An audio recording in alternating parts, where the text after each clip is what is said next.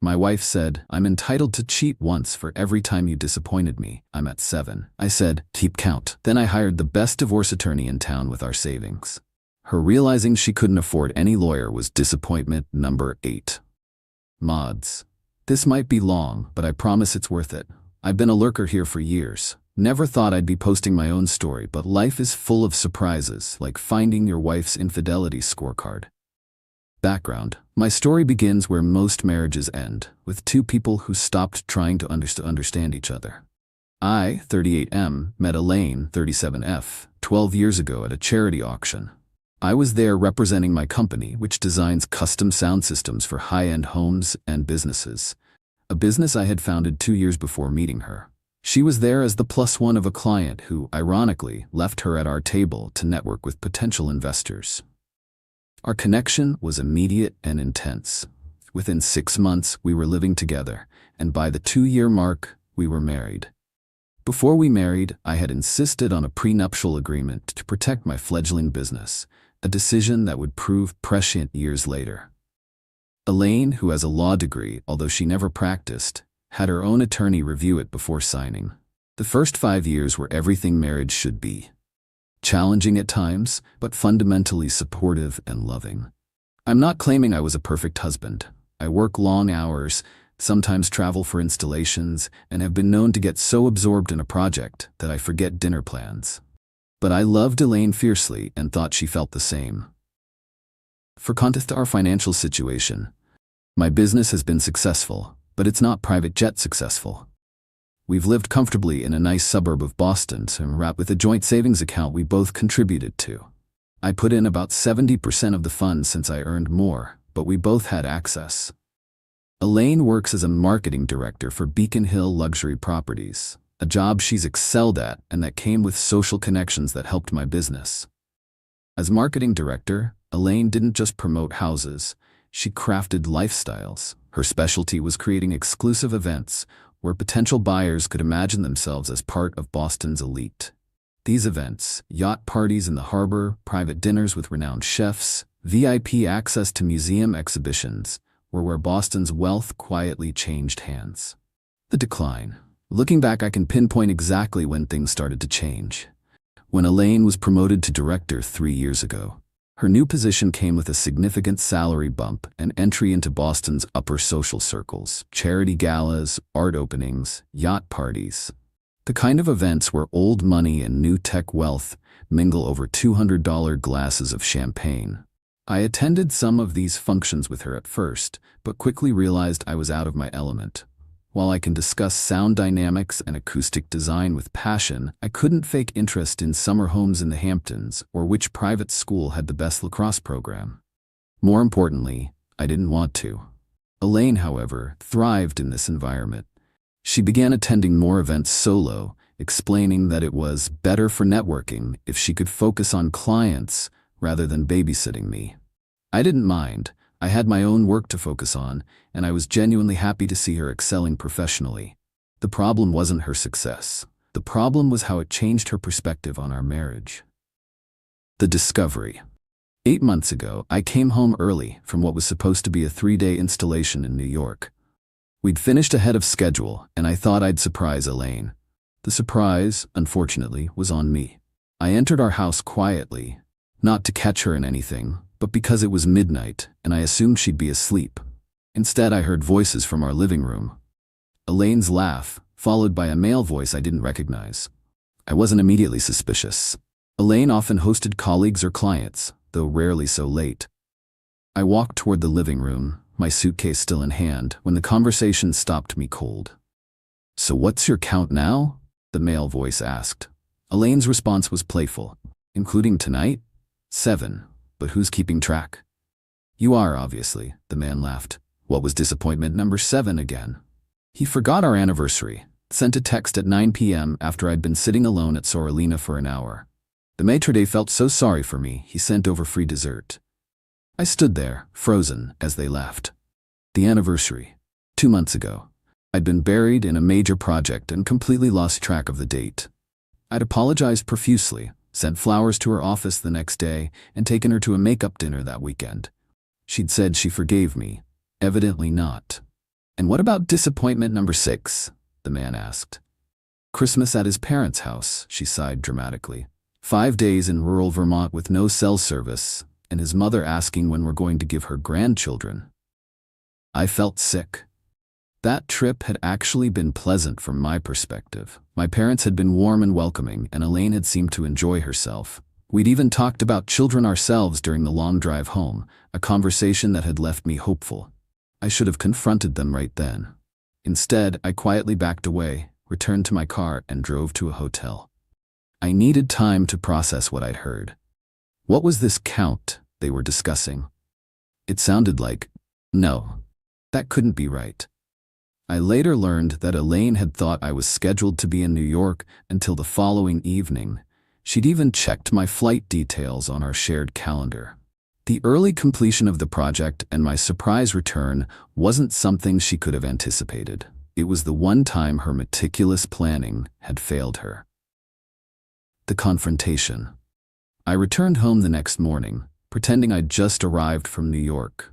Elaine was in the kitchen, calmly drinking coffee and scrolling through her phone. "You're back early," she said, offering her cheek for a kiss. "How was the installation?" "Fine," I said, pouring myself coffee. "How was your night?" "Quiet," she replied without hesitation. "Just caught up on some work and went to bed early." The lie stung more than I expected. We'd been together for a decade, yet she could look me in the eye and lie without a single tell. It made me wonder how many other quiet nights had been anything but. I decided to be direct. "Who was here last night, Elaine?" Her expression flickered momentarily before settling into casual dismissal. "What are you talking about?" "I came home last night around midnight. I heard you in the living room with a man. You were discussing your count. 7, I believe."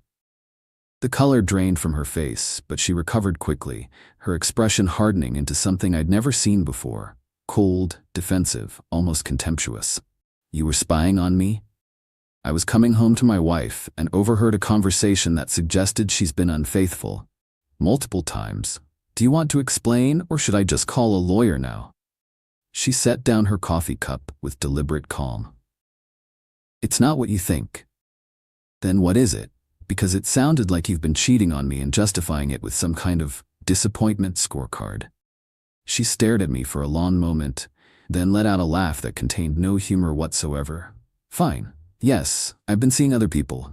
7 of them, to be exact. Once for every major disappointment you've caused me in our marriage." I sat down, suddenly unsure if my legs would support me. "You're joking." "I'm not.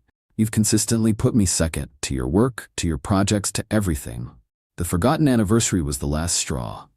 So instead of talking to me about it, or suggesting counseling, or even filing for divorce, you decided to, what? Create some twisted infidelity allowance system?" She shrugged, as if we were discussing something as trivial as a parking ticket. "I decided I'm entitled to some compensation for the emotional neglect. One encounter for each major disappointment. It seemed fair." "Fair," I repeated, the word tasting like ash. "And who was last night? Disappointment number 7. "That was Marcus. He's a client." She didn't even have the decency to look ashamed. "Look, I never intended for you to find out. It doesn't mean anything. It's just physical." "Just physical, 7 times. It's not like I'm having an affair. These are just incidents, separate encounters. I'm not emotionally invested in any of them." "That's supposed to make me feel better? That you've been methodically sleeping with different men as some kind of, what, revenge?" "Not revenge. Rebalancing." Her tone was so reasonable, so matter-of-fact, it was surreal. "Our marriage got out of balance. You took me for granted. This is how I've coped." I stared at her, searching for any sign of the woman I'd married. "And you don't see anything wrong with this logic?" "I see it as a solution that's kept our marriage functioning. I get my needs met, I don't build resentment toward you, and we continue our life together." "Except I didn't agree to this arrangement, Elaine. That's not a marriage. That's you unilaterally deciding to cheat with a side of self-justification." "Well, now you know," she said coldly. "What are you going to do about it?" I looked at this stranger wearing my wife's face and said the only thing that came to mind: keep count. Then I walked out. The plan. I spent the day driving aimlessly, trying to process what had happened. By evening, cold clarity had replaced the initial shock. Our marriage was over. There was no coming back from this level of betrayal and the disturbing rationale behind it. But I wasn't going to be rash. Elaine had shown me exactly who she was: calculating, unapologetic, and completely self-serving. I needed to be strategic. While I maintained a calculated exterior during our interactions, there were plenty of sleepless nights and private moments of rage. I destroyed 3 punching bags at my gym over those months, and spent more evenings than I'd like to admit sitting in my car in the parking lot, unable to face going home to our increasingly toxic household. My business partner covered several meetings when I simply couldn't trust myself to remain professional. The next morning, I called in to work and explained I needed a few personal days. Then I made an appointment with Caroline Rothman, widely considered the best divorce attorney in Boston. Her reputation was ruthless but fair, and her track record impeccable. Her fee was eye-watering, but I knew it would be worth every penny. I hadn't selected Caroline randomly. Before our marriage, a mentor had advised me to know the best divorce attorney in town before you need one. I'd maintained casual professional awareness of the top family law practitioners in Boston throughout our marriage, not out of suspicion, but as part of the same financial planning that led me to maintain life insurance and an updated will. When Elaine revealed her scorecard, I didn't have to scramble to find representation. Before touching our savings, I consulted with Caroline about the potential repercussions. As long as you're not emptying the account or using the funds frivolously, accessing joint funds for legitimate legal representation is generally acceptable, she advised. Document everything, be transparent about the withdrawal, and leave equivalent funds for her use. Courts look at intent and proportionality. I paid her retainer, $35,000, from our joint savings account that same day. A significant withdrawal, but still leaving plenty in the account. Caroline was at the absolute top tier of Boston divorce attorneys, commanding nearly double what even respected attorneys like Andrew would require up front. I wasn't trying to clean Elaine out yet, just secure the best representation possible. At Caroline's office, I laid everything out: the overheard conversation, Elaine's admission, her scorecard system, everything.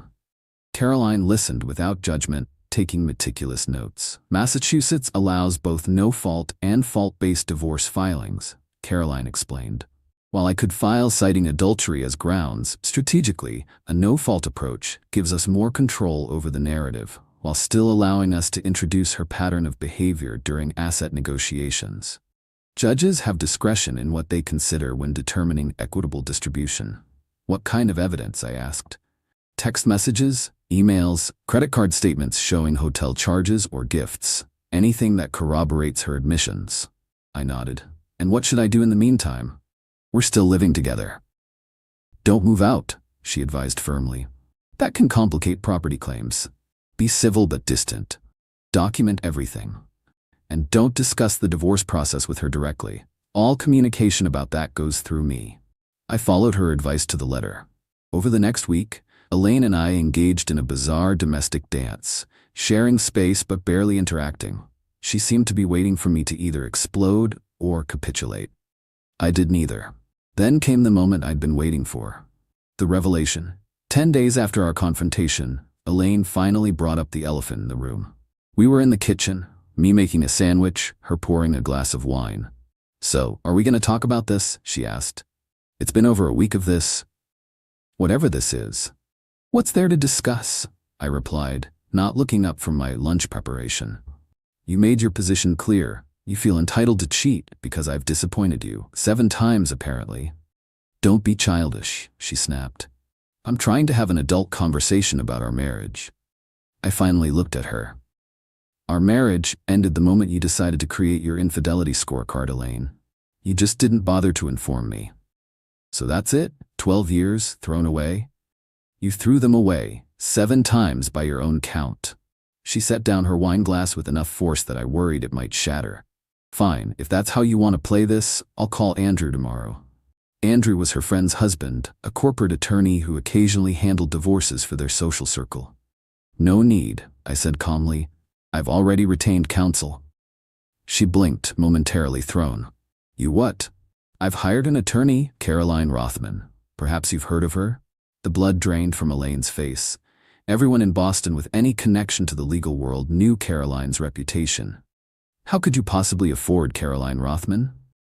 The retainer came from our savings account, I replied, taking a bite of my sandwich. Without discussing it with me? That's our money. Consider it disappointment number 8. Her eyes narrowed. You had no right. I had every right. It's a joint account. I didn't even take half, just enough for the retainer. And I documented everything, including notifying you now of the withdrawal. It's all completely above board. Do you have any idea what this will do to my reputation, to my career? If this gets out, you should have considered that before creating your little scorecard. Actions have consequences, Elaine. I'll get my own attorney, she threatened. I assume you will, though you might want to check the savings account first. After my retainer to Caroline, there's about $40,000 left. Andrew's retainer is what, $15,000 to $20,000? That leaves you with enough to live on during proceedings that could take months. I watched as she mentally calculated her finances. Her personal checking account wouldn't cover a retainer for an attorney of Andrew's caliber, let alone someone who could go toe-to-toe with Caroline. She made good money, but she also spent it on designer clothes, expensive lunches, weekend trips with her colleagues. Her face showed the exact moment she realized her financial vulnerability. You planned this, she accused. No, Elaine, you created this situation. I'm simply responding appropriately. She grabbed her phone and stormed out. I finished my sandwich in peace. The fallout.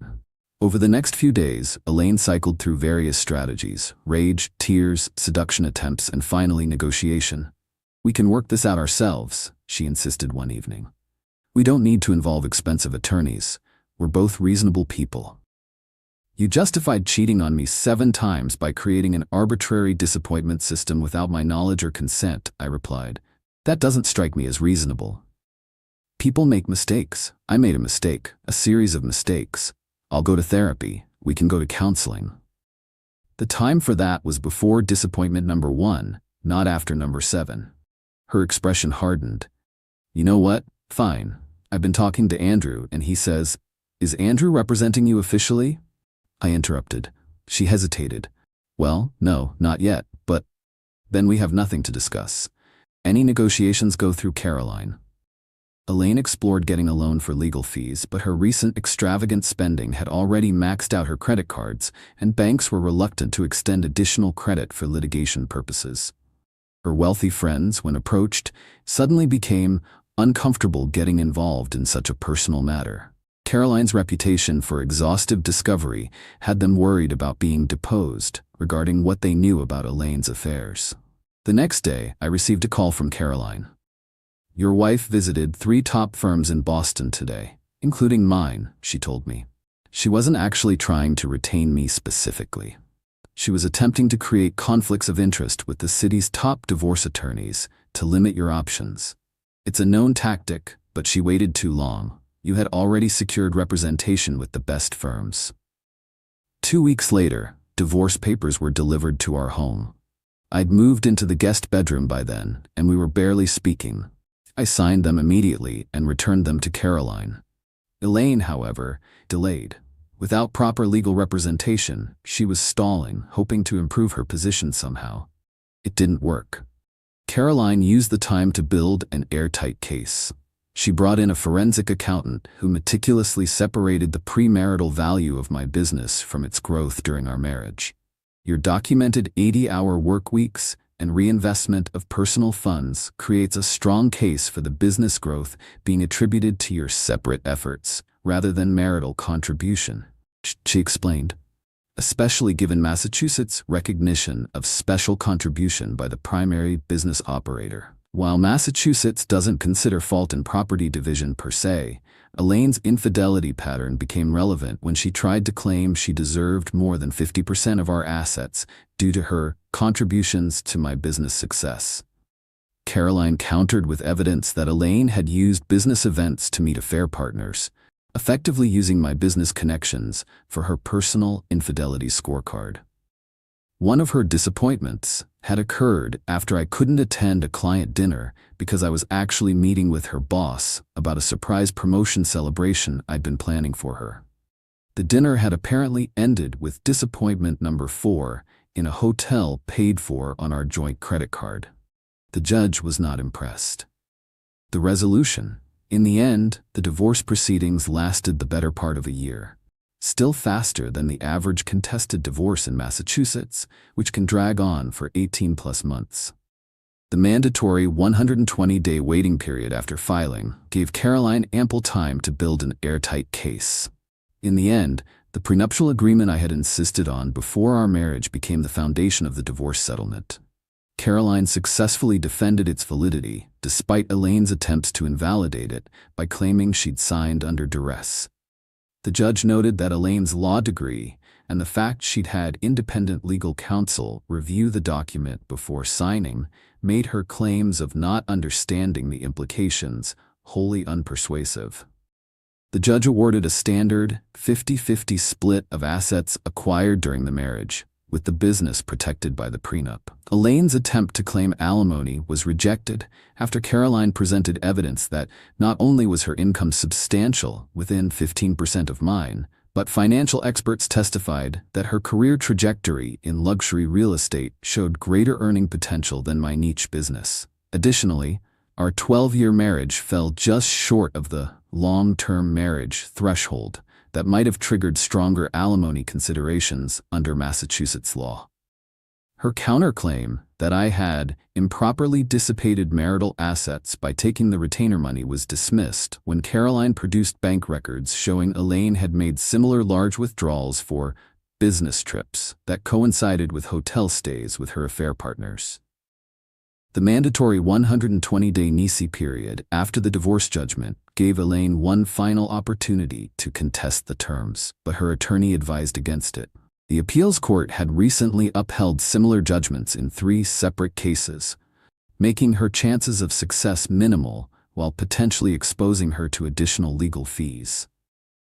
The day the divorce was finalized, I waited for Elaine outside the courthouse. It was the first time we'd seen each other in weeks, as she'd moved in with a friend after the preliminary hearings went badly for her. "Congratulations," I said when she emerged. "You're free to keep your scorecard going with no constraints."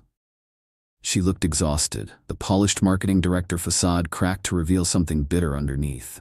"Are you happy now?" "No," I answered honestly. "I'm not happy.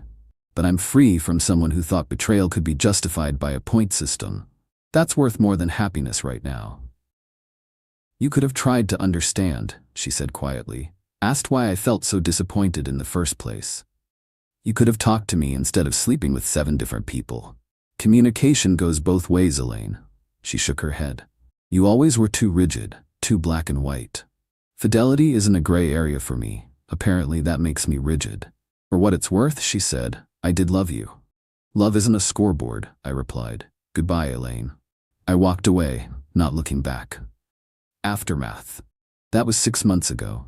I've since sold our house, a process that required Elaine's signature on the listing agreement as part of our settlement, though she negotiated for a slightly larger percentage of the proceeds in exchange for allowing me to manage the sale process. Thankfully, the hot Boston market met multiple offers within days of listing. I moved into a downtown loft above my new showroom, which I'd actually leased 3 months before our divorce was finalized, once it became clear which way things were heading. Business is booming. Turns out, several of Elaine's ultra-wealthy clients had hired me to design sound systems for their multiple properties. After our split, they chose to work with me directly, rather than through Elaine's firm, uncomfortable with how she had leveraged their business events for her personal affairs. These clients represented not just single projects, but ongoing relationships worth hundreds of thousands in recurring business as they acquired new properties and updated existing ones. Elaine, from what I hear through mutual acquaintances, has been telling a revised version of our split that casts her as the victim of a workaholic husband who abandoned her emotionally. Our social circle fractured predictably along gender and loyalty lines, Some of Elaine's friends maintained she was justified in seeking validation outside our marriage. A few mutual friends attempted to stay neutral, though this became increasingly difficult as details emerged. What surprised me was how many of her female colleagues quietly reached out to express support for me. Apparently, Elaine's scorecard system had been something she'd advocated to other unhappy wives in their circle, creating unease even before our divorce became public.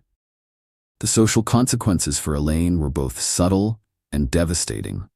She wasn't explicitly blacklisted, but suddenly her calls were returned a day later instead of immediately. Invitations to key charity committees, regrettably, had no openings this season. Clients requested someone with more experience with waterfront properties to handle their listings. In Boston's reserved upper circles, this polite distancing was as dramatic as a public denunciation would be elsewhere. What truly damaged her reputation in the luxury real estate world wasn't just her infidelity, but how she'd conducted it. Elaine had always carefully compartmentalized her life. In her mind, her personal choices and professional persona were entirely separate. What she failed to grasp was that in Boston's old money circles, discretion isn't just preferred, it's required. By treating client events as hunting grounds for affairs, she'd committed the one unforgivable sin in their world. She'd embarrassed them by association. After one particularly brutal day in court, where Elaine's attorney had tried to paint me as an emotionally unavailable workaholic, I sat in my car for hours, questioning everything. Had I truly been as neglectful as she claimed? Were her disappointments legitimate grievances I'd dismissed? It took months of therapy to recognize that while I wasn't perfect, her response, creating a secret scorecard system instead of communicating honestly, revealed far more about her character than my shortcomings. As for the infamous disappointment scorecard, it became something of a dark joke among our former friends. One even sent me a custom-made plaque for my new office that reads, "Disappointment number 8. Realizing actions have consequences." I keep it on my desk as a reminder. Never invest in people who keep score instead of keeping faith.